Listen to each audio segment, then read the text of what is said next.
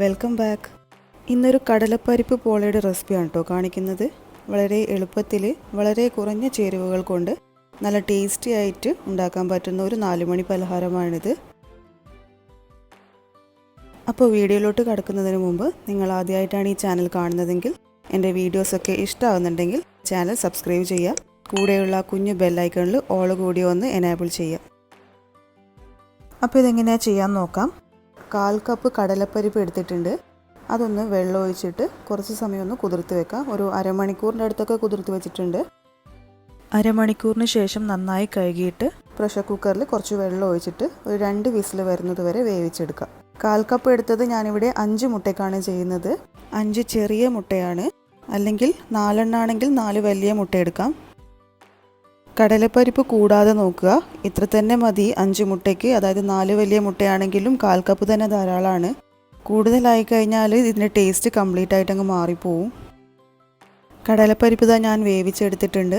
കുതിർത്ത് വെച്ചത് കൊണ്ട് തന്നെ 2 വിസിൽ കൊണ്ട് നന്നായിട്ട് വെന്ത് കിട്ടിയിട്ടുണ്ട്. ഇനി ഇതൊന്ന് തണുത്തതിന് ശേഷം മിക്സിയുടെ വലിയ ജാർ എടുത്തിട്ടുണ്ട്. അതിലേക്ക് ആദ്യമേ കടലപ്പരിപ്പ് ചേർത്ത് കൊടുക്കാം.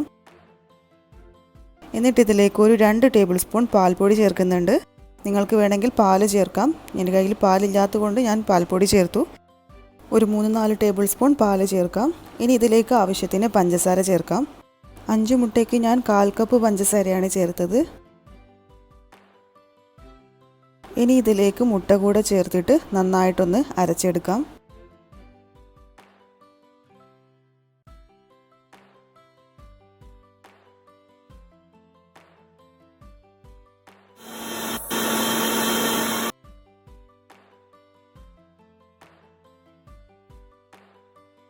ഒട്ടും തന്നെ കട്ടയില്ലാതെ നന്നായിട്ട് അരച്ചെടുത്തിട്ടുണ്ട്. നല്ല സ്മൂത്ത് ബാറ്റർ ആയിട്ടുണ്ട് ഇപ്പോൾ.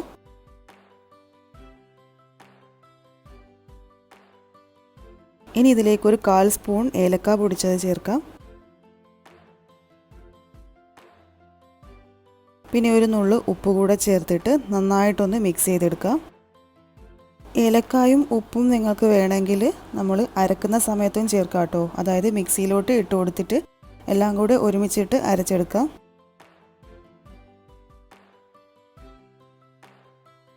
ഇനി ഡെക്കറേഷന് വേണ്ടിയിട്ട് കുറച്ച് കാഷ്യൂ നട്ട്സ് എടുത്തിട്ടുണ്ട്. അതൊന്ന് ഫ്രൈ ചെയ്തെടുക്കാം.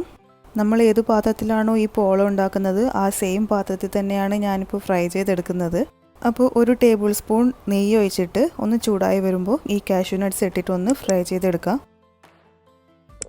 ഫ്രൈ ചെയ്തെടുത്തതിന് ശേഷം ഞാൻ അതിൻ്റെ അടിയിലൊരു ഫ്രൈ പാൻ വെച്ചിട്ടുണ്ട്. ഇങ്ങനെ വെച്ചില്ലെങ്കിൽ പെട്ടെന്ന് തന്നെ ഇതിൻ്റെ അടിഭാഗമൊക്കെ കരിഞ്ഞു പോവും. അപ്പോൾ അതില്ലാതിരിക്കാൻ വേണ്ടിയിട്ടാണ് ഇങ്ങനെ ഒരു ഫ്രൈ പാൻ വെച്ചിട്ട് അതിൻ്റെ മേലെ ഈ പാത്രം വെച്ചിട്ട് ചെയ്യുന്നത്. അങ്ങനെ ചൂടായി വന്നിട്ടുണ്ട്. അതിലേക്ക് ഈ അരച്ച് വെച്ച കൂട്ട് ഒഴിച്ചു കൊടുക്കുക.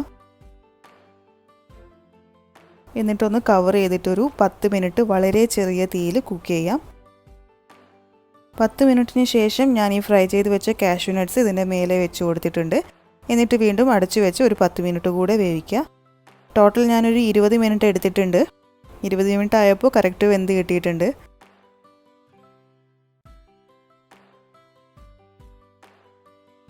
അപ്പോൾ നല്ല ടേസ്റ്റി ആയിട്ടുള്ള കടലപ്പരിപ്പ് പോള ഇവിടെ റെഡി ആയിട്ടുണ്ട്. അധികം ചേരുവകളൊന്നും ഇല്ലാതെ പെട്ടെന്ന് തയ്യാറാക്കാൻ പറ്റുന്ന ഒരു ഈസി പോളയാണിത്. എല്ലാവരും എന്തായാലും ട്രൈ ചെയ്ത് നോക്കുക. തീർച്ചയായും നിങ്ങൾക്ക് ഇഷ്ടമാകും. കടലപ്പരിപ്പ് ചേർത്തിട്ടുണ്ടാക്കുന്നത് കൊണ്ട് തന്നെ ഒരു പ്രത്യേക ടേസ്റ്റാണ്. എന്തായാലും ട്രൈ ചെയ്ത് നോക്കുക. വീഡിയോ ഇഷ്ടമായെങ്കിൽ ലൈക്ക് ചെയ്യുക, ഷെയർ ചെയ്യുക, നിങ്ങളുടെ അഭിപ്രായങ്ങൾ കമൻറ്റ് ചെയ്യുക, സബ്സ്ക്രൈബ് ചെയ്യുക. വീണ്ടും നല്ല വെറൈറ്റി ഡിഷുമായി വരുന്നതായിരിക്കും. അതുവരേക്കും ബായ്. Thank you.